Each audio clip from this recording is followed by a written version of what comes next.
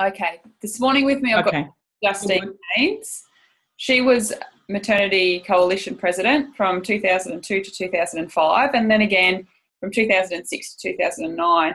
Because of her strong advocacy work and commitment to improving birth services, she was awarded Australia Day 2011 with the Order of Australia Medal. Welcome, Justine. Would you like, to impart some knowledge, tell us your story about how you became so passionate to improve maternity services? Sure. I think the reason that I questioned the type of care, so before I came to any sort of activity or movement, as some will know, I've had all my children at home. But the reason that I did that, I'm a survivor of sexual assault, and some of my friends were older and had already had babies before I became pregnant, and I realised that intervention was so great. And then when someone described to me, because I maybe, believe it or not, I was quite naive, what an episiotomy was, I went, oh no, thank you. That is wrong. So then, on like many first-time mums, read everything you could imagine. And I guess that the underscore, I wouldn't call it this, but the underscore was that this was really, to me, a feminist issue. And I no one else was going to do this for me. Unlike, I think, what some women think is they will be saved. I knew it was going to be hard. I had no idea how hard, but I really went, okay, investigate this, Justine. Investigated it and came to the fact that the continuity, actually having someone I knew no matter what, was the number one issue for me. Sharing what is the most intimate moment with people that you have never met or have only met in the context of, the vulnerability of labour and birth, to me was just ridiculous.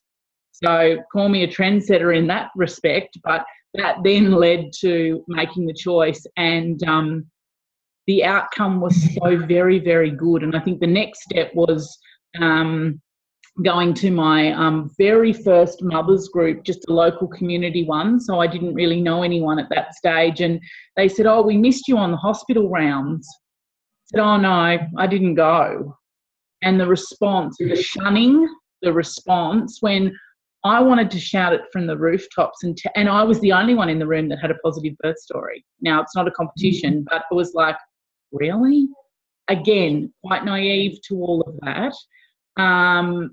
So I wanted to shout this fantastic story, and my view was, if someone that was damaged through the assault could achieve such an amazing outcome, nearly anyone could. Again, maybe naive.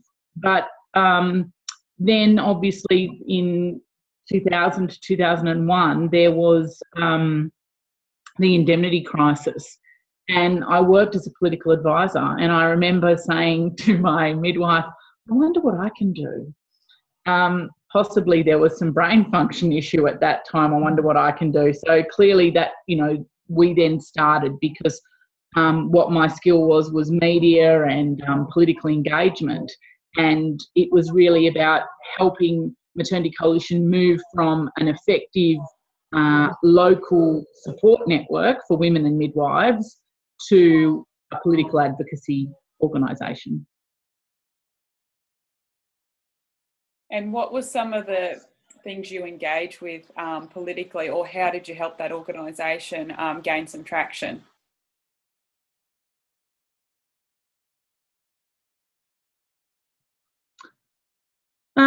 First, I think we engaged in the National Maternity Action Plan, which was about laying down the evidence for maternity reform, and that was a joint effort. That was by no means solely my work, but basically putting reform on the agenda. That was the beginning, and then basically all levels of government. So I started at the ACT level, with which ACT government, of course, operates as a state and local government function, and then proceeded to the federal government, and at the same time supported the other emerging states to do the same thing. So depending on what the flashpoint was in the particular area, it might have been a local hospital. It could have been that the local hospital was refusing water birth, or that they wanted a birth centre. They wanted to support, midwifery models, for example. So the advocacy was fairly ad hoc at that stage, basically just getting women used to advocacy and for them to know that it was their right to ask these questions. I never forget someone saying, "Oh, it's okay. I know, I've been listening and I've got it all together. I can provide all the evidence to them." And I laughed and I said, "Don't do that." And they were very shocked, and they said, "Why?" I said, "You ask those doctors that are saying you can't what their evidence is." And they were like, "Oh my God, that's amazing." I went, "No, not really." But it was about empowering women, because for so long, and I think I could still safely say many today, you look on the mainstream forums, will say, "Oh, I'm allowed. My doctor has said I can do this." And it was about turning that around even within the organisation at the time, for women to understand their rights, but also their responsibilities. So, and I think that was the success of the organisation, that we were very much advocating for, even a basic human right. However, we also understood the responsibilities and we took on the responsibilities of our body and our baby as well. And when you do that, very few people can attack you, even those that sit on the other side of you politically. And I think that's probably was my experience personally as well when I chose to, give birth to twins at home.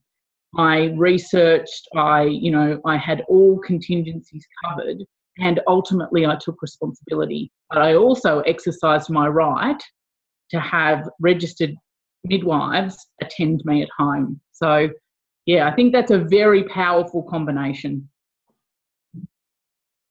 Okay. Talk to me about the Mother of All rallies. I don't know if Australia's seen anything quite like it, or, perhaps whether consumers will be able to rally so effectively again. What part did you play in it? And I guess, how effective was it in making change? Sure. I guess I was the ultimate organiser of the day, and certainly the one that made the call to have it in the beginning, because I was at the forefront of the advocacy and realised that unless we came out, things were going to go even more pear-shaped. At that time, there was some very powerful advocacy from midwifery organisations, and government, of course, were playing us off, as any government will.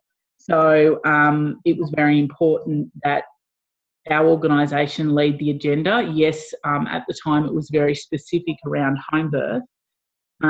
But what we were able to do, which I didn't foresee, to be honest, was to bring people on board that would never choose a home birth.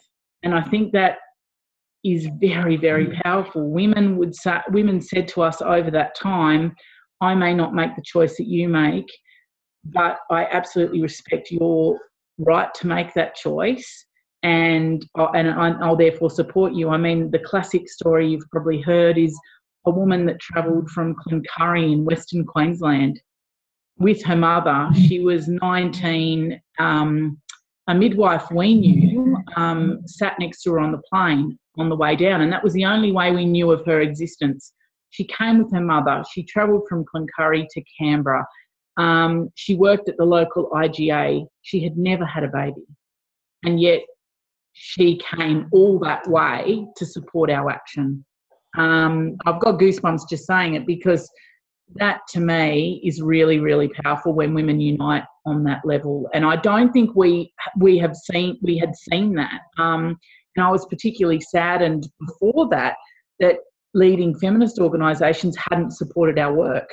To me, we were at the forefront of, in inverted commas, feminist activity, and yet the established organisations were doing nothing, if not stymieing us for our work. And as I said, I challenge any of them to say that what we were doing was not in fact exactly that, the forefront of feminist activity. And I think it took till just before that rally actually took place that Eva Cox rang me one night, and I'll never forget it, because I was washing up and Eva, I picked up the mobile and Eva Cox said, "Oh, Justine, it's Eva Cox." Now, for those that don't know, Eva Cox set up the Women's Electoral Lobby and is quite a famous Australian feminist. But it was at the 11th hour that some fairly high-ranking women came behind us to a degree to support us. But yeah, so that rally, as far as I was concerned, was about our movement showing what it was made of. And as hard as it is for people to travel with small babies, with, holding down jobs, etc., I felt that if we were real, then we had to come out in force, and obviously that's what we did. So I guess your pitch was more that around human rights and women's rights than specifically to home birth, because that's really what it is. It's about our rights as women and our, human rights more than, because I must admit I'm in the same boat. Like, I haven't home birth, but I absolutely support that it's, and it should be a choice for every woman to be able to make. That's right. And I think that's the hardest lesson as a very passionate home birther. Again, going back to my, first meeting of the mothers group, I kind of thought, well, why wouldn't everyone want to do that? So a couple of years, it took for me to really understand that if I was going to engage and advocate, not represent, because I don't believe we represent others. I believe we advocate for change, and we advocate for an expansion of choice. So that's, I think, in most of my work was about acknowledging that the choices that I made may be somewhat different to other women, but that I wanted the full gamut of choice. That really, choice in Australia, and to this day, unfortunately, is that. I want it to be that. And therefore, women of all different backgrounds, with all different needs, at different times of their life, and, they're on a different journey, that they fit within that spectrum comfortably and can exercise that choice and be supported and feel that they have that right. Come back to that comment about, it's not about letting women, it's about women understanding that they direct the care and that they're supported to do so. So, yeah, I think that being an advocate for choice was possibly, if I had to say it in a nutshell, was what I did. Yeah. Tell me about your award, the Order of Australia Medal that you received in 2011. How did that come about? Well, I don't know. It's kind of secret. You're not allowed to know, as a matter of fact. Oh, you don't know? No, I don't know. I really don't know who nominated me. What I do know is that it happened twice, because it's kind of apparently a bit of an unwritten rule that you don't get in the first time. And so if someone's diligent enough to give it another shot, they might look at you more seriously, I believe. So no, it's all quite secret.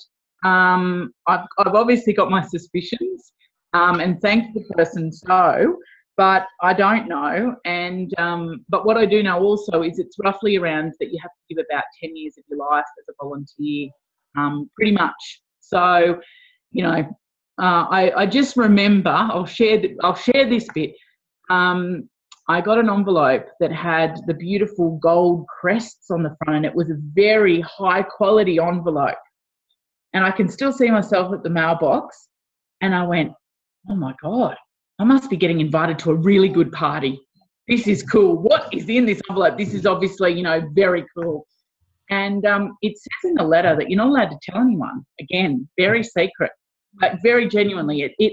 I've still got the letter, obviously, but I can't remember the exact words, but it's very clear. You must not disclose this.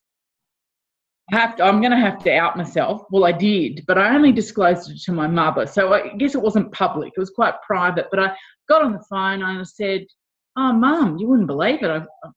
And that's in September. So remember, you don't get awarded it till January, till Australia Day. For me, that was exceptionally difficult to be quiet for that long. And I said, "Oh, you wouldn't believe it, got an Order of Australia." And my mum said, "Oh, no, it's got to be a mistake."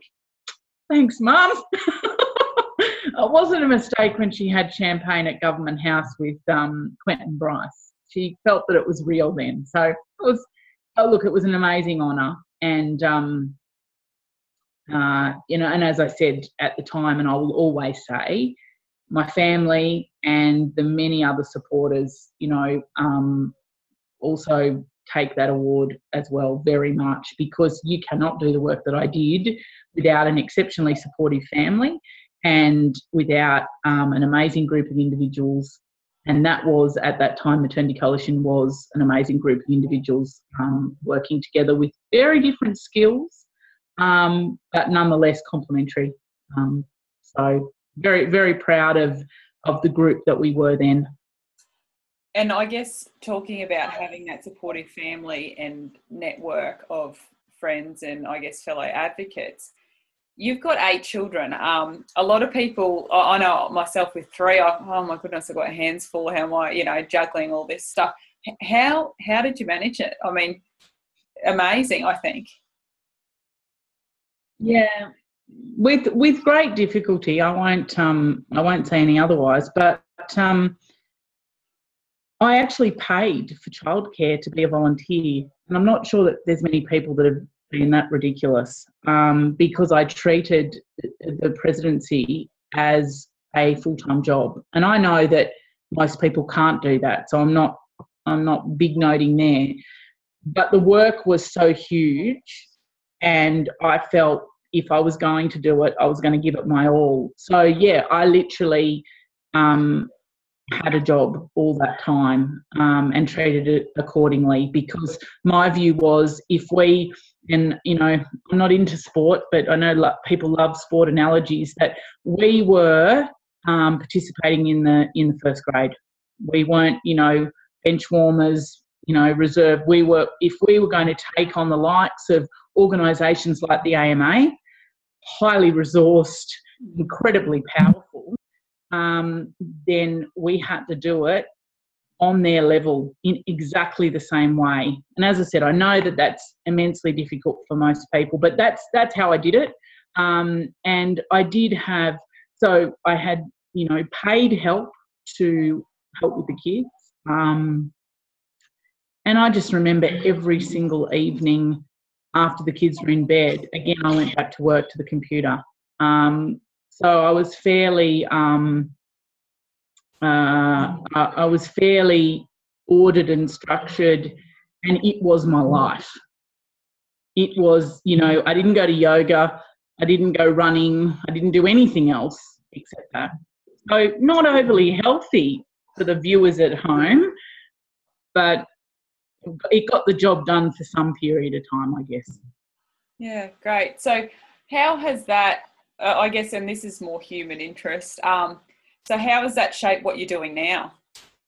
Yeah, well, that's actually, I guess, the very positive byproduct is when I had 11 years out of the paid workforce, I think most people find that very, very difficult, and you'll hear stories from women, from all different backgrounds saying, "Oh, I had to go back at a lower level.